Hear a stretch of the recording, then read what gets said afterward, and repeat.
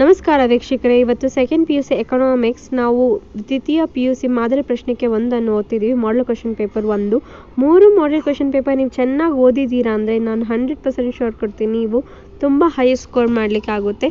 ಏನು ಬರಲ್ಲ ಅನ್ನೋರು ಸಹ 3 ಕ್ವಶನ್ ಪೇಪರ್ನ ಓದಿದ್ರೆ ಸಾಕು, ಅಷ್ಟೇ ಬೇಕು ನಿಮಗೆ. ಇವಾಗ ನೋಡಿ, ಸರಿಯಾದ ಉತ್ತರವನ್ನು ಆರಿಸಿ ಬರೆಯಿರಿ. ಸ್ಥಾನ ಸಂದರ್ಶಕ ತುಷ್ಟಿಗುಣ ವಿಶ್ಲೇಷಣೆಯು ತುಷ್ಟಿಗುಣವನ್ನು ಯಾವ ರೀತಿಯಲ್ಲಿ ವ್ಯಕ್ತಪಡಿಸ್ತಾರೆ ಅಂತ ಕ್ವೆಶನ್ ಕೇಳಿರೋದು. ಸಿ ಆನ್ಸರ್ ಬಂದ್ಬಿಟ್ಟು ಶ್ರೇಣಿಗಳಲ್ಲಿ ವ್ಯಕ್ತಪಡಿಸುತ್ತಾರೆ. ಕಾಬ್ ಡಾಗ್ಲಸ್ ಉತ್ಪಾದನೆ ಬಿಂಬಕ ಆನ್ಸರ್ ಬಂದ್ಬಿಟ್ಟು ಸಿ. Q = X1A ಅಂತಿದೆಯಲ್ಲ, ಅದು ಆನ್ಸರ್. ಓಕೆ.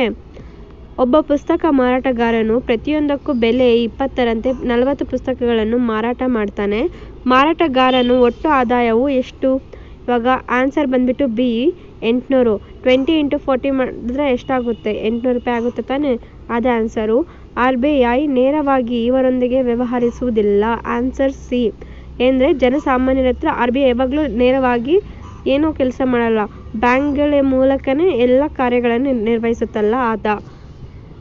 ಸಾಲದ ಸುಲಭ ಲಭ್ಯತೆಯನ್ನು ಇದನ್ನು ಉತ್ತೇಜಿಸುತ್ತದೆ.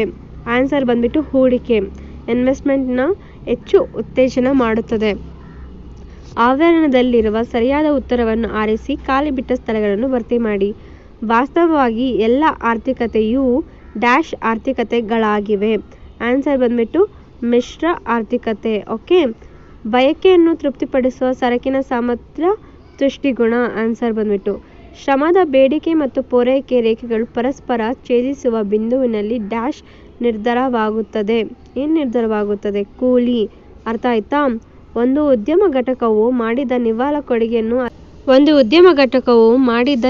ಕೊಡುಗೆಯನ್ನು ಅದರ ಡ್ಯಾಶ್ ಎನ್ನುತ್ತೇವೆ. ಏನು ಹೇಳಿ? ಮೌಲ್ಯವರ್ಧನೆ. ಅರ್ಥ ಆಯ್ತಾ? ನೆಕ್ಸ್ಟ್ 15, ದೇಶೀಯ ಕರೆನ್ಸಿ ರೂಪದಲ್ಲಿ ವಿದೇಶಿ ಕರೆನ್ಸಿಯ ಬೆಲೆ ಹೆಚ್ಚಾಗುವುದನ್ನು ದೇಶೀಯ ಕರೆನ್ಸಿಯ ಡ್ಯಾಶ್ ಎಂದು ಕರೆಯುತ್ತೇವೆ. ಕುಗ್ಗುವಿಕೆ ಅಥವಾ ಇಳಿಕೆ ಅಂದರೆ ನಮ್ಮ ದೇಶೀಯ ಕರೆನ್ಸಿ ವ್ಯಾಲ್ಯೂ ಕಡಿಮೆಯಾಗಿ ವಿದೇಶಿ ಕರೆನ್ಸಿ ಬೆಲೆ ಹೆಚ್ಚಾಗುತ್ತಲ್ಲ, ಅದೇನಾಗುತ್ತೆ, ನಮ್ಮದು ಕರೆನ್ಸಿಗೆ ವ್ಯಾಲ್ಯೂ ಕಡಿಮೆ ಆಗುತ್ತೆ. ಓಕೆ. ನೆಕ್ಸ್ಟು ಹೊಂದಿಸಿ ಬರೆಯಿರಿ. ಪೂರಕ ಸರಕುಗಳು. ಒಂದು ವಸ್ತು ಇದ್ದರೆ ಇನ್ನೊಂದು ವಸ್ತು ವರ್ಕ್ ಆಗುತ್ತೆ, ಇಲ್ಲಾಂದರೆ ಇಲ್ಲ. ಇವಾಗ ಎಕ್ಸಾಂಪಲ್ ಪೆನ್ ಮತ್ತು ಶಾಹಿ. ಪೆನ್ ಬೇಕಂದ್ರೆ ನಮಗೆ ಶಾಹಿ ಬೇಕಲ್ಲ, ಇಂಕ್ ಬೇಕೇ ಬೇಕಲ್ಲ, ಅದು. ಪೈ ಆನ್ಸರ್ ಏನು? ಪೈ ಎಕನಾಮಿಕ್ಸಲ್ಲಿ ನಮಗೆ ಲಾಭನ ರೆಪ್ರೆಸೆಂಟ್ ಮಾಡುತ್ತೆ. ಇಲ್ಲಿ 6ನೇದು ಇದೆಯಲ್ಲ, TR - TC, total revenue - total cost. ಅರ್ಥ ಆಯ್ತಾ? ಗೃಹಕೃತ ಸೇವೆಗಳು ಏನಂತ ಕರೀತಾರೆ?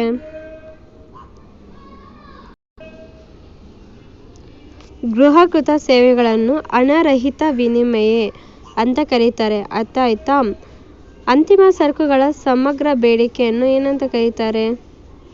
C+I+CY. ಅರ್ಥ ಆಯ್ತಾ? ನಿರ್ವಹಣಾ ಹೊಂದಾಣಿಕೆ ಅಂದರೆ ಡರ್ಟಿ ಹೊಂದಾಣಿಕೆ ಅಂತ ಅರ್ಥ. ಓಕೆ. 1 ಅಂಕದ ಪ್ರಶ್ನೆಗಳಿಗೆ ಹೋಗೋದಾ? ಅಲ್ಪಾವಧಿ ಉತ್ಪಾದನೆ ವಿಶ್ಲೇಷಣೆಯನ್ನು ವಿವರಿಸುವ ನಿಯಮವನ್ನು ತಿಳಿಸಿ. ಅಲ್ಪಾವಧಿ ಉತ್ಪಾದನೆ ವಿಶ್ಲೇಷಣೆ ವಿವರಿಸುವ ನಿಯಮವನ್ನು ಮಾರುಕಟ್ಟೆ ನಿಯಮ ಅಂತ ಹೇಳ್ತಾರೆ. ಲಾ ಆಫ್ ವೇರಿಯಬಲ್ ಪ್ರಾಪರ್ಟೇಷನ್ ಅಂತಲೂ ಸಹ ಕರೀತಾರೆ. 13ನೇದು ಪೂರೈಕೆ ಅಂದರೆ ಏನು? ಅಂದರೆ ಸಪ್ಲೈ ಅಂದರೆ ಏನು? ನಿರ್ದಿಷ್ಟ ಬೆಲೆಗೆ ಉತ್ಪಾದಕರು ಮಾರಾಟ ಮಾಡಲು ಇಚ್ಛಿಸುವ ಸರಕುಗಳನ್ನು ಪ್ರಮಾಣವನ್ನು ಪೂರೈಕೆ ಅಂತ ಕರೀತಾರೆ. ಅರ್ಥ ಆಯ್ತಾ? ಆಡಮ್ ಸ್ಮಿತ್ ಅವರ ಪ್ರಸಿದ್ಧ ಕೃತಿಯನ್ನು ಹೆಸರಿಸಿ. ಧನದ ಸ್ವರೂಪ ಮತ್ತು ಮೂಲ ಅಂತ ಕರೀತಾರೆ, ಇಲ್ಲಾಂದರೆ ದ ವೆಲ್ತ್ ಆಫ್ ನೇಷನ್. ಇದಕ್ಕಿಂತ ನಾನು ಬೆಸ್ಟ್ ಹೇಳೋದೇನೆಂದರೆ ಇಂಗ್ಲೀಷಲ್ಲಿ ಇದೆಯಲ್ಲ, ಅದು ಕನ್ನಡದಲ್ಲಿ ಬರೀರಿ, ದ ವೆಲ್ತ್ ಆಫ್ ನೇಷನ್. ಯಾಕಂದರೆ ಅದೇ ಬುಕ್ ನೇಮ್ ಆಯಿತಾ originally, the wealth of nation. ಹಣದ ಚಲಾವಣೆಯ ವೇಗ ಎಂದರೇನು? ಅರ್ಥ, ಹಣ ಆರ್ಥಿಕ ವ್ಯವಸ್ಥೆಯಲ್ಲಿ ನಿರ್ದಿಷ್ಟ ಸಮಯದಲ್ಲಿ ಎಷ್ಟು ಬಾರಿ ವಿನಿಮಯವಾಗುತ್ತದೆ ಎಂದು. ಇವಾಗ ನೋಡಿ, ಏನಾದರೂ ಬಿಸ್ನೆಸ್ ಮಾಡಬೇಕಂದ್ರೆ ಒಂದು ಕೈಯಿಂದ ಇನ್ನೊಂದು ಕೈಗೆ ಹಣ ಎಷ್ಟು ಬಾರಿ ಎಕ್ಸ್ಚೇಂಜ್ ಆಗುತ್ತೆ, ಆ ಥರ ಪ್ರಮಾಣ ಅಂತ ಹೇಳ್ತಾರೆ. ಹಣದ ಚಲಾವಣೆಯ ವೇಗ ಎಂದು ಕರೀತಾರೆ.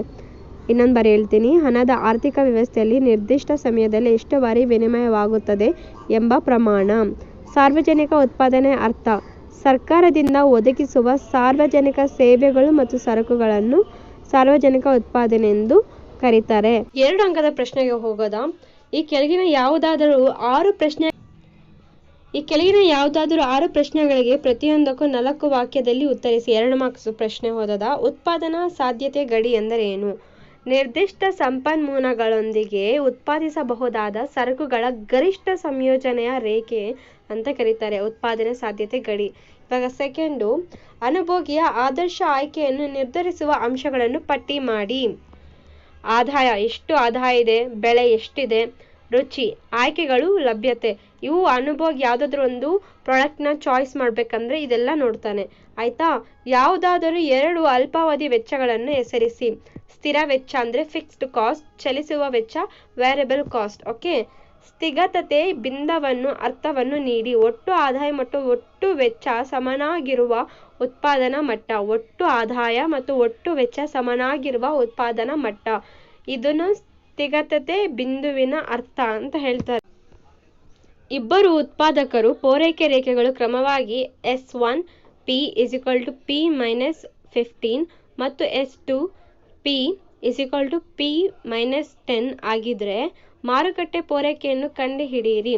ಮಾರುಕಟ್ಟೆ ಪೂರೈಕೆ S (P) = S1 (P) plus S2 (P) = P - 15 plus P - 10 = 2P 225. ಆಯಿತಾ ಆನ್ಸರು. ನೆಕ್ಸ್ಟು 22. ಉತ್ಪಾದನಾಂಗಗಳಾವು, ಅವುಗಳ ಪ್ರತಿಫಲಗಳನ್ನು ಹೆಸರಿಸಿ. ಭೂಮಿಯಿಂದ ಬಾಡಿಗೆ ಬರುತ್ತೆ. ಕಾರ್ಮಿಕರು, ವೇತನ, ಬಂಡವಾಳ, ಬಡ್ಡಿ, ಉದ್ಯಮ, ಲಾಭ. ಅರ್ಥ ಆಯ್ತಾ.